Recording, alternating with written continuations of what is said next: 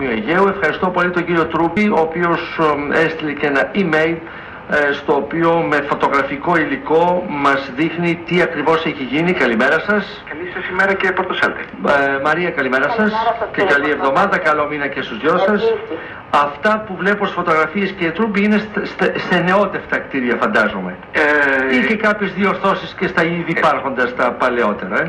Κύριε Πορτοσάλτη, είναι ακριβώς αυτό το οποίο σας έλεγα κλείνοντας την εκπομπή της περασμένης Πέμπτης.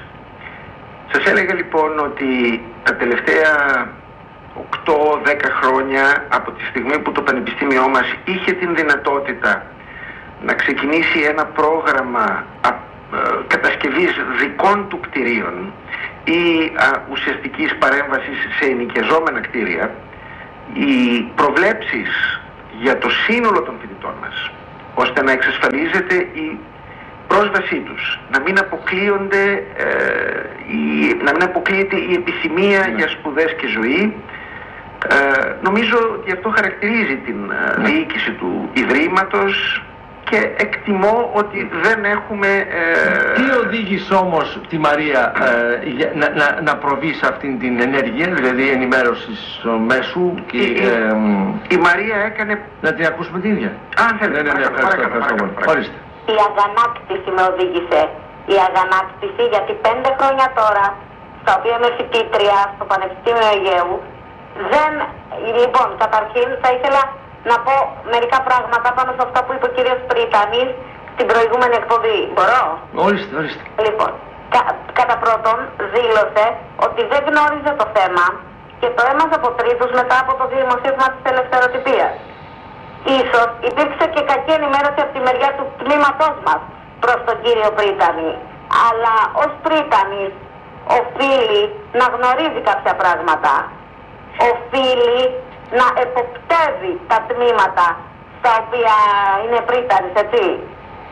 Δηλαδή, είμαι 5 χρόνια φοιτήτρια, δεν είμαι ούτε 1, ούτε 2, ούτε 3. Να πω εντάξει, δεν το γνώριζε ο κύριος Πρίτανης.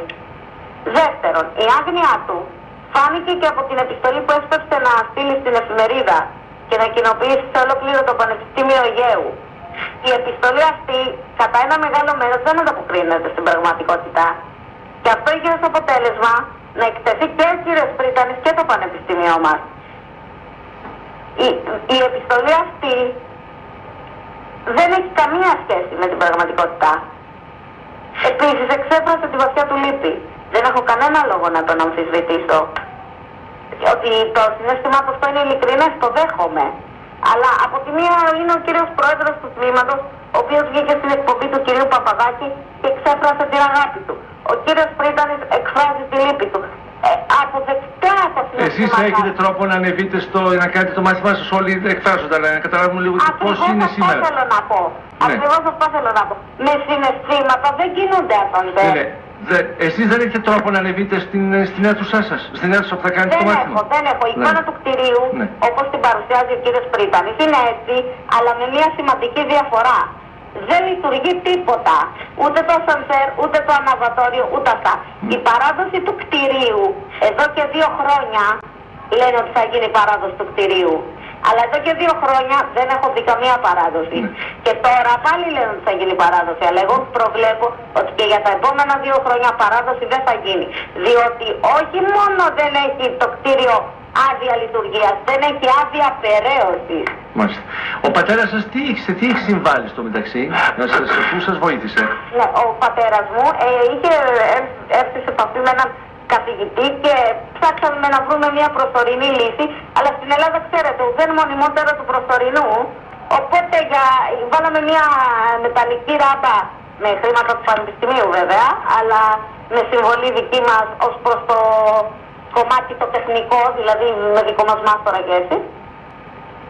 Και η ράμπα αυτή χρησιμοποιούσα μέσα και πριν από 6 μήνες, η οποία είχε τη ράμπα, έπαιξε να λειτουργεί λόγω ενός προβλήματος αποχέτευσης. Μάλιστα. Τώρα συνεπώς η εκκρεμότητα συνεχίζεται συνεπώς. Ακριβώς. Μάλιστα. Επίσης, θα ήθελα να πω στον κύριο Πρίτανη ότι επειδή ίσως... Ελπίζω να μην είναι προσωπικό το θέμα, έτσι, να μην πηγαίνει στο επιπροσωπικού αυτό. Αυτό θέλω να αποφύγω. Εδώ αυτή τη στιγμή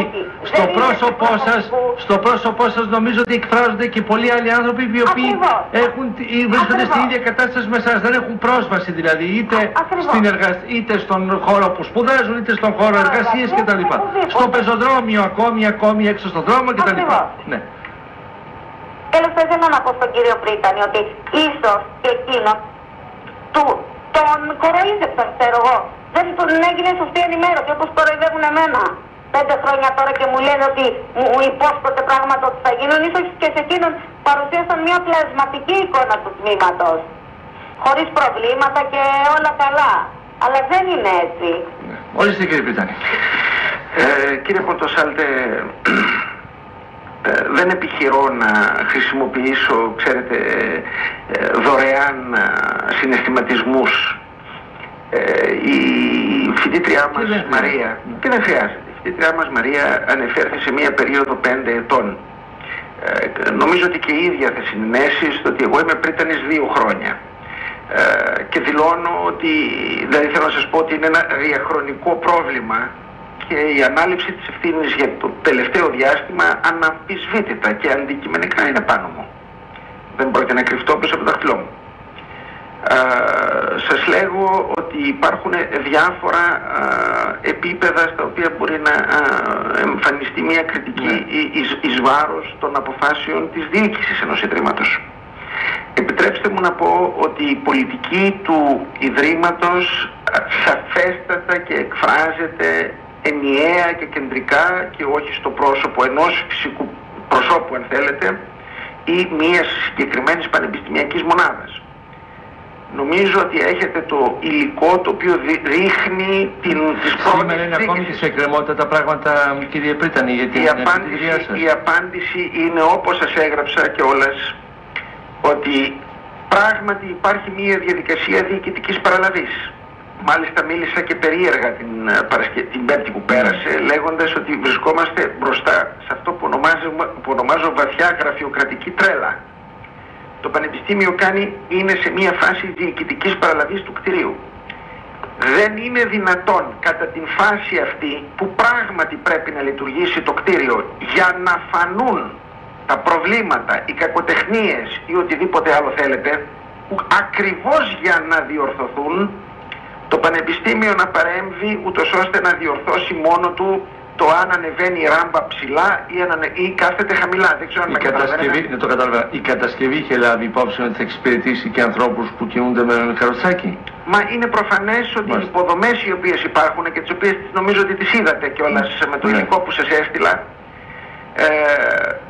σε καμία περίπτωση δεν δείχνει ότι βρισκόμαστε μακριά από την πρόθεση του να μπορεί να έχει την πρόσβαση που οφείλει το ελληνικό κράτος και η ακαδημαϊκή κοινότητα να δείχνει προς όποιον συνάνθρωπό μας έχει αυτό το πρόβλημα. Επαναλαμβάνω αυτό που είπα προχθές και δεν είναι συναισθηματική ελαφρότης. Πιστέψτε με, η πολιτική της διοίκησης δεν μπορεί παρά να εκφράζεται από το αν κάνει ή δεν κάνει και δεν εφαρμόζει τις προδιαγραφές για να εφαρμοστούν αυτά που πρέπει να γίνουν. Πότε θα τακτοποιηθεί αυτό το θέμα, συνεπώς? Κατά την ενημέρωση την οποία έχω από την περασμένη Δευτέρα ή Τρίτη και χωρίς αυτό να έχει προκύψει από την ανάδειξη του θέματος, πιστέψτε με. Εντάξει, σας πιστεύω κύριε Πρίτανη. Νομίζω ότι σας τα έστειλα αυτά και γραπτός. Δεν είναι ζήτημα βέβαια τι σας πιστεύω, αν πιστεύω εγώ ή όχι, αλλά προχωρούμε. Είμαστε καλόπιστοι και προχωρούμε. Προχωρούμε. Δυστυχώς νομίζω ότι αναγνωρίζετε ότι ζούμε σε μια περίοδο που αναζητείται η κλειδαρότρυπα μέσα στη χώρα μας αυτή. Θέλω λοιπόν να πω ότι ανεξαρτήτως του αν έγινε γνωστό ή όχι το θέμα, εμάς η υποχρέωσή μας, η ευθύνη μας και το καθήκον μας είναι να μην αποκλείουμε τον αγώνα που κάνει η Μαρία. Και νομίζω ότι από τις κατασκευαστικές πρόνοιες αυτό αποδεικνύεται.